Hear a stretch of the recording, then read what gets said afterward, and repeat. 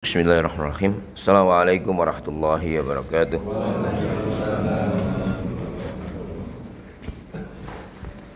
Alhamdulillahirabbil alamin wa bihi nasta'in.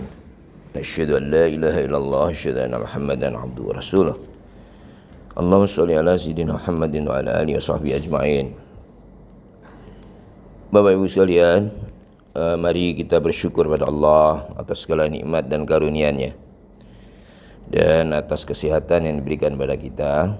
Semoga yang sedang sakit disembuhkan segera oleh Allah, apapun bentuk sakitnya, insyaallah. Amin amin ya rabbal alamin. Kita mulai surat baru dari masih membaca surat yang diawali dengan wawul qasam, ya. Yang wawu qasam artinya wawu sumpah, ya. Sumpah. Pagi ini kita mulai dengan surat At-Tariq. Bismillahirrahmanirrahim. Was-samaa'i wat-tariq. Demi langit dan yang datang pada malam hari. Seperti yang kita sampaikan sebelumnya bahwa ayat yang diawali dengan wawu atau sumpah itu menunjukkan apa? Bahwa sesuatu perkara yang disumpahkan itu oleh Allah adalah perkara yang sangat penting.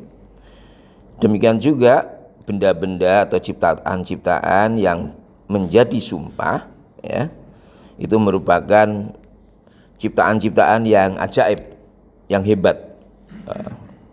Sehingga pada surat ini sekali lagi kita jumpai demi langit, langit, ya, wat-tariq, dan yang datang pada malam hari. As-sama, langit itu dalam berbagai ayat sudah kita dapati bahwa Allah memancangkan langit di atas kita tanpa tiang. Kemudian dalam surat Al-Mulk, wa zayyana as-samaa'a ad-dunya bimasabih. Nah, langit bagian terdekat dengan bumi, Allah menyatakan kami hiasi langit bumi ini dengan masabih, dengan lampu-lampu, ya, lampu-lampu.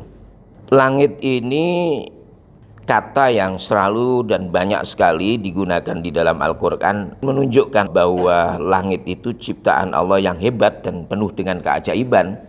Ada yang disebut dengan At-Tariq.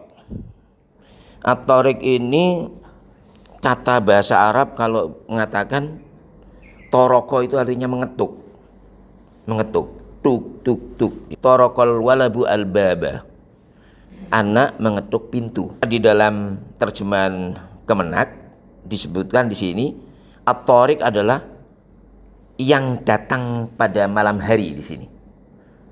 Karena konteks di mana malam hari terjadi. Nah, sehingga demi langit dan yang datang pada malam hari. Tapi Al-Quran kemudian mengatakan wa ma adraka mat-tariq. Tahukah kamu apakah yang datang pada malam hari itu?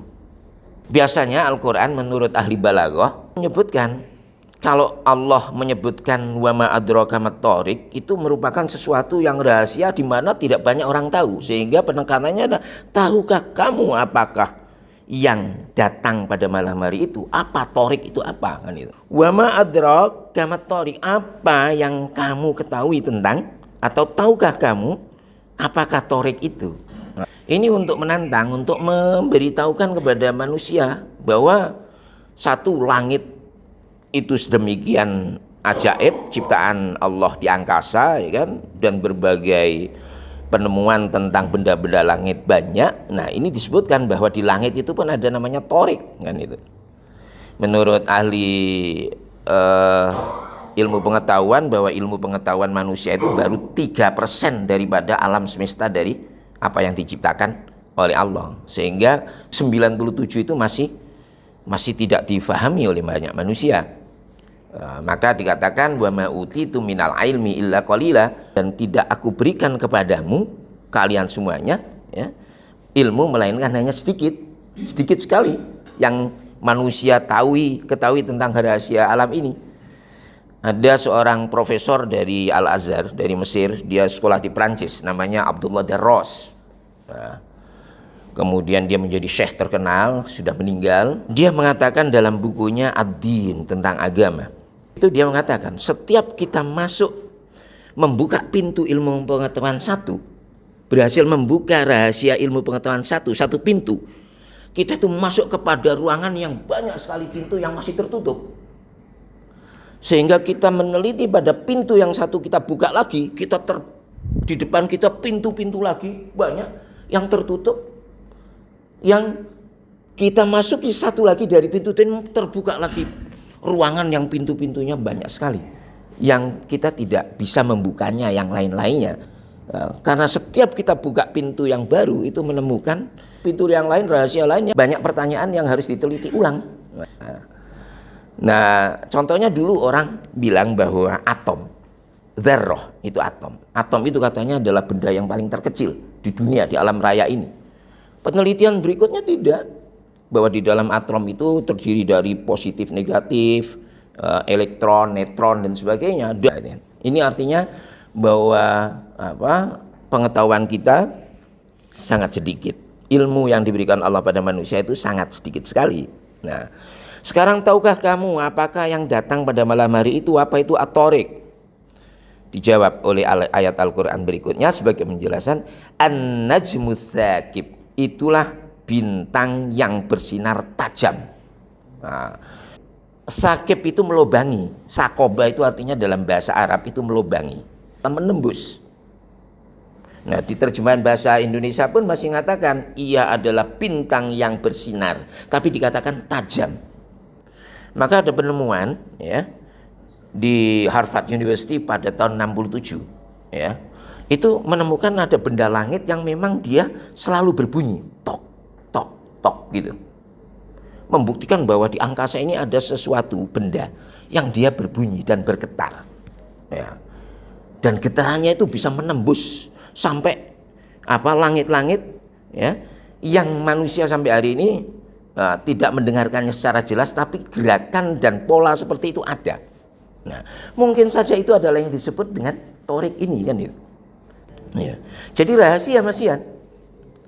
Kemudian An-Najmu Tsaqib disebutkan bintang yang bersinar tajam. Dikasih tajam itu karena tsaqib, menembus. Dan ini adalah merujuk pada bintang-bintang yang kemudian kita bisa lihat pada malam hari ya.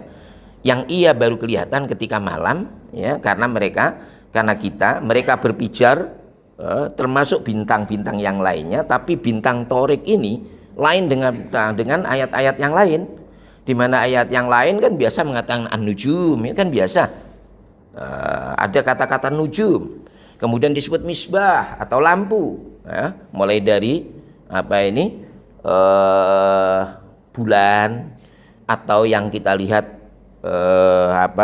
selalu di ujung sana, atau yang dipakai patokan oleh para musafir ketika berkelana di padang pasir, atau para nelayan kita yang sedang berjuang mencari nafkah di tengah-tengah laut.